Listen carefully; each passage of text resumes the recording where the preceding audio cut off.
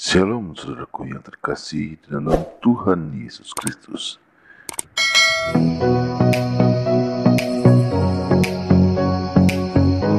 Sebelum kita membaca firman Tuhan, saudara, mari kita berdoa sekali lagi.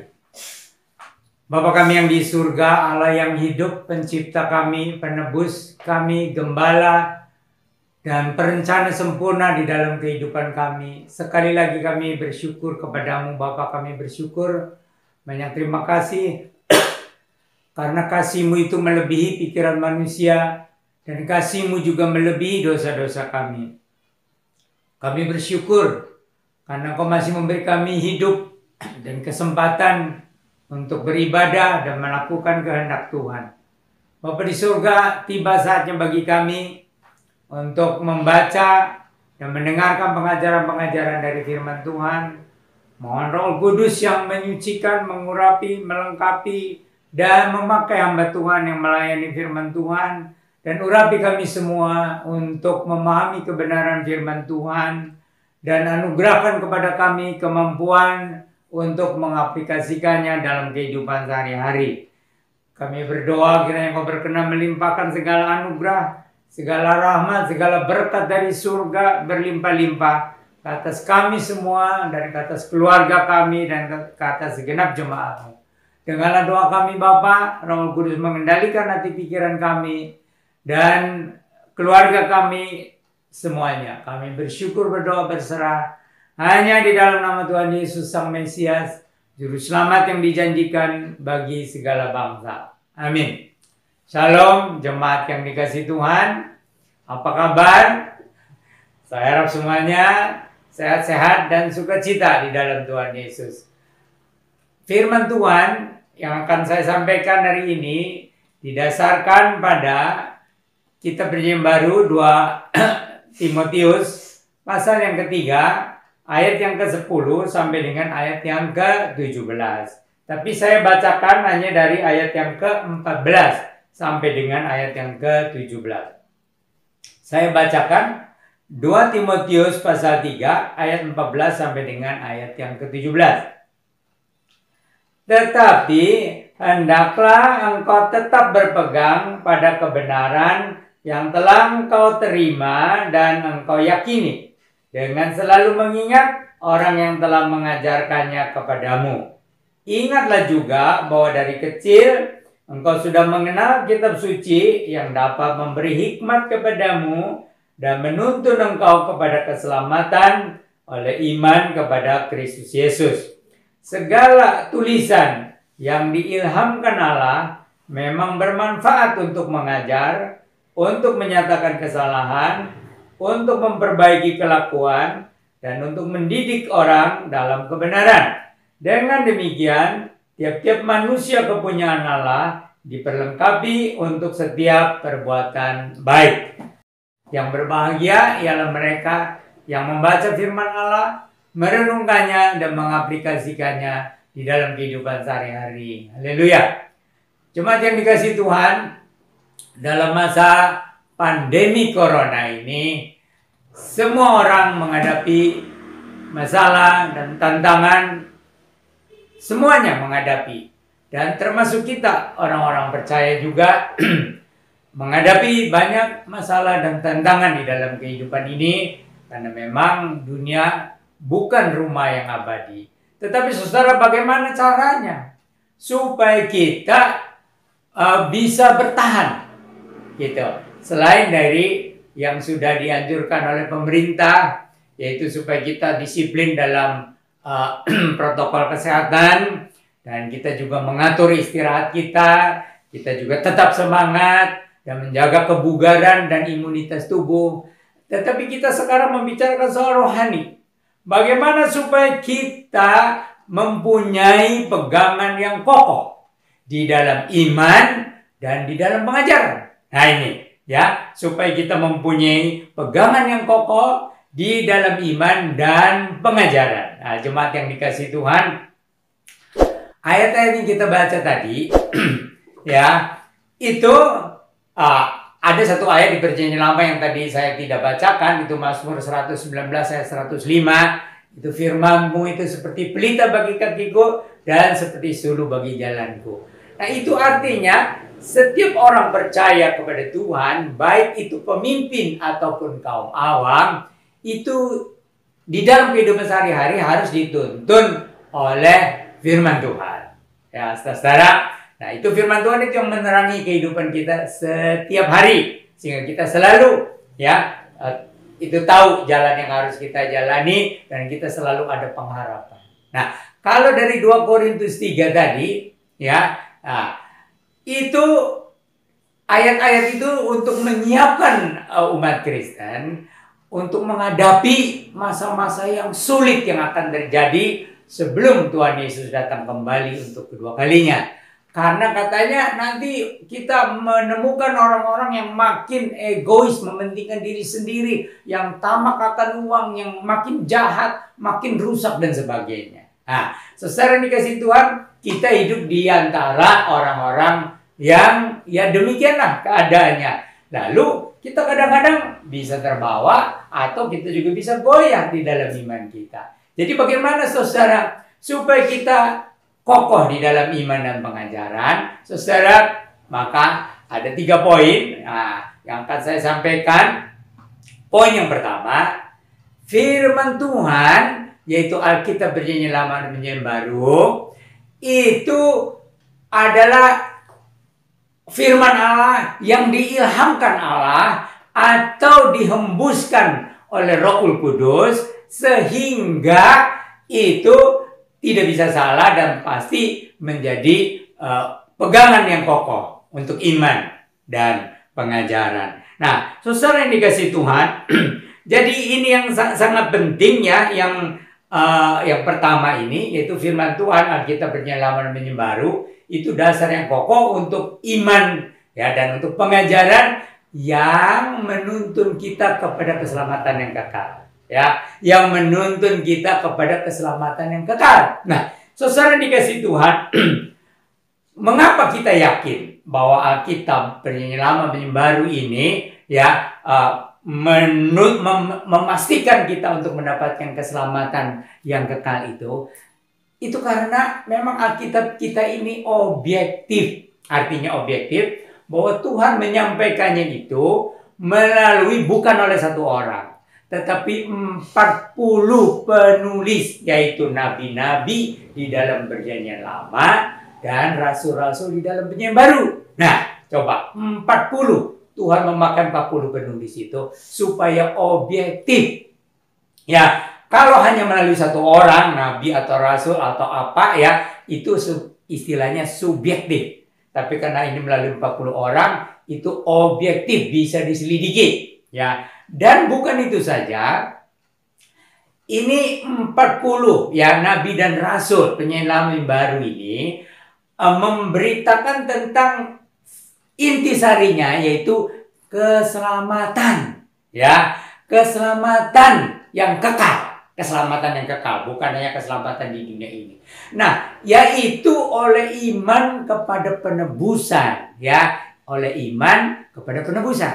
Kalau di dalam Perjanjian Lama, itu penebusannya berupa binatang-binatang yang dipersembahkan di atas mezbah. Nah, lalu dengan iman kita meyakini bahwa binatang itulah yang menggantikan kita, itu di Perjanjian Lama. Ya, kalau darah binatang sebenarnya tidak bisa menjamin pengampunan dosa ya, tetapi itu lambang dari Yesus Kristus dalam Perjanjian Baru. Jadi ketika Tuhan datang ke dunia menjadi manusia, Yesus Kristus itu, dialah yang menjadi korban penebusan dosa di kayu salib. Nah, kita kalau menerima dengan iman, kita mendapatkan keselamatan yang kekal. Karena Tuhan Yesus itu ternyata bangkit dari antara orang mati dengan begitu banyak saksi. Dan dialah ya yang menjamin keselamatan yang kekal itu. Nah, kemudian saudara, bukan hanya itu ya tentang ini.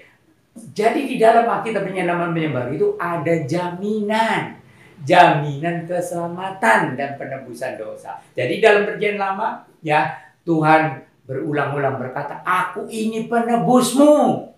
Aku ini Tuhan Allah yang menebus kamu."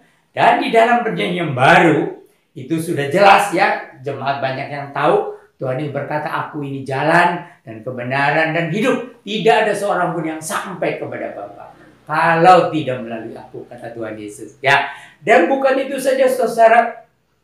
Tuhan Yesus juga mengatakan apa? Jangan kamu gelisah, ya, dan percayalah kepada Allah, tapi juga percayalah kepadaku, karena aku akan pergi menyediakan tempat bagi kamu. Dan kalau aku sudah pergi menyediakan tempat bagi kamu, aku akan kembali lagi. Aku ini jalan, kebenaran, dan hidup.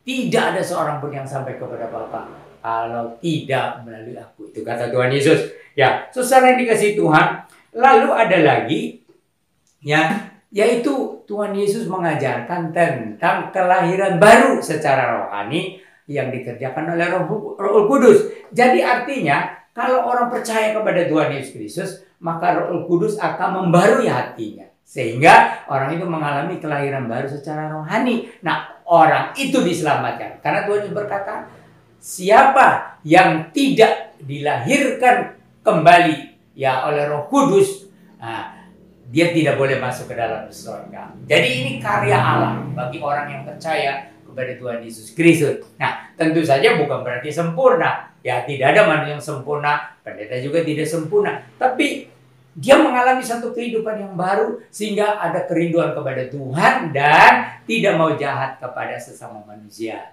Nah, kemudian ya poin yang kedua, saudara, firman Tuhan, yaitu Alkitab Perjanjian Lama dan Perjanjian Baru ini adalah dasar yang kokoh untuk pengajaran.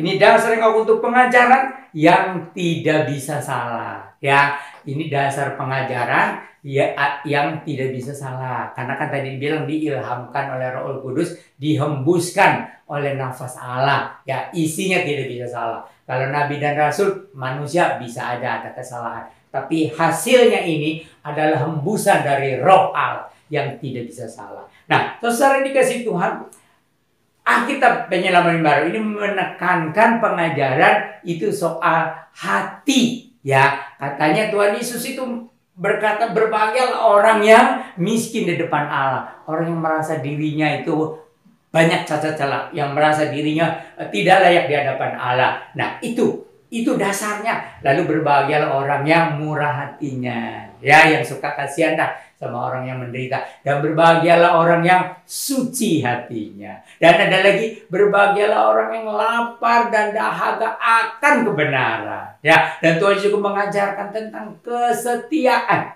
tentang kesabaran terhadap musuh-musuh, terhadap penganiaya-penganiaya. Ya, bahkan terhadap musuh-musuh itu apa?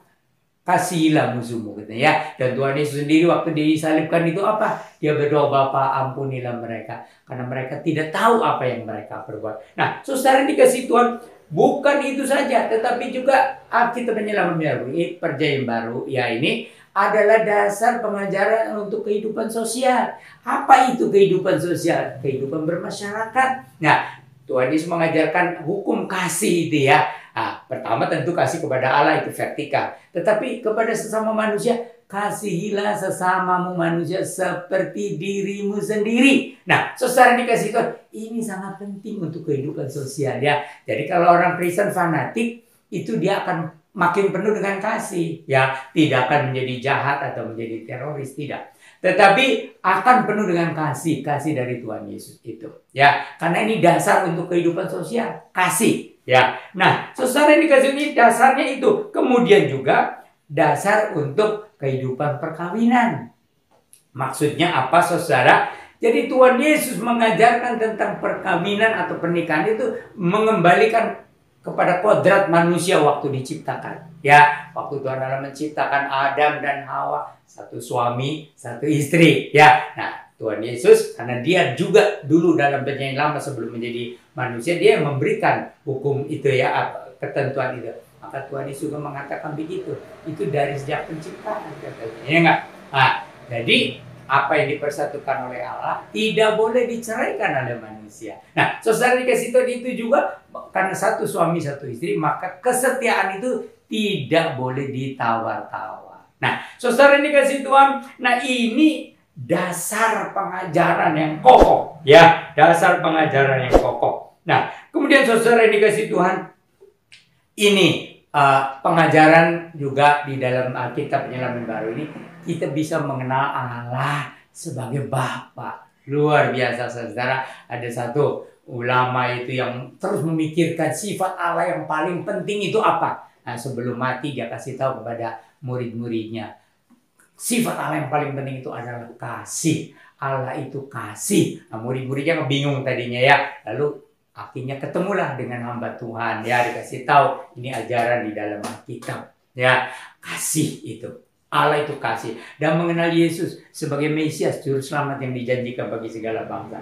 Dan mengenal Rohul Kudus. Ya, ini Rohul Kudus yang adalah Allah yang maha hadir. Ya, itu Allah yang maha hadir gitu kan. Allah Bapa di sorga. Tuhan Yesus sebagai pengantara satu-satunya, juru selamat, ya Mesias. Nah, ini Roh Kudus, Allah yang maha hadir. Nah, itu poin yang kedua. Jadi, firman Tuhan Alkitab Penyelaman Baru itu adalah dasar yang kokoh bagi pengajaran. Kemudian poin yang ketiga, Alkitab atau firman Tuhan Alkitab Penyelaman Baru ini harus diajarkan dari kecil supaya orang yang percaya disiapkan atau dilengkapi untuk perbuatan yang baik atau untuk pelayanan. Nah, itu jadi di sini dituliskan juga bukan hanya untuk Timotius tapi untuk keluarga Kristen gitu ya. Jadi sejak kecil kamu mengenal kitab suci gitu ya, Alkitab ini ya. Nah, dari situ orang belajar Alkitab itu untuk apa? Nah, untuk mengenal hukum-hukum Tuhan. Ya, mengenal hukum-hukum Tuhan supaya kita bisa menjauhi semua berhala dan semua kejahatan itu harus dihindarkan. Karena itu akan menyesatkan kita. Kemudian kita juga belajar hidup dalam takut akan Tuhan. Nah, hidup dalam takut akan Tuhan itu, ya, itu hidup yang bijaksana. Nah, ini memang susah. Ya, itu di dalam yang lama itu Amsal itu, kitab Amsal itu banyak mengajarkan tentang kebijaksanaan ya. Nah, di dalam Penyelaman Baru Tuhan Yesus yang mengajarkan bagaimana ya hidup dalam dunia ini, dan juga Rasul Paulus dalam surat-suratnya itu praktis itu bagaimana kita hidup. Nah, itu jadi kita belajar firman Tuhan itu belajar juga untuk apa? Itu hidup supaya kita menyadari dosa-dosa kita. Jadi dari kecil kita belajar Alkitab untuk menyadari dosa-dosa kita. Untuk apa kita menyadari dosa-dosa kita? Kita nanti memahami tentang penebusan. Ya, kalau kita tidak menyadari dosa-dosa kita, ya, di hadapan Allah kita tidak akan mengerti penebusan. Kita tidak akan mengerti kasih Yesus yang berkorban di kayu salib itu. Ya, nah, kemudian bukan itu saja. Mengapa Alkitab ini supaya diajarkan firman Tuhan dari sejak kecil? Ya, yaitu supaya juga kita dilatih. Hati nurani dilatih, ya.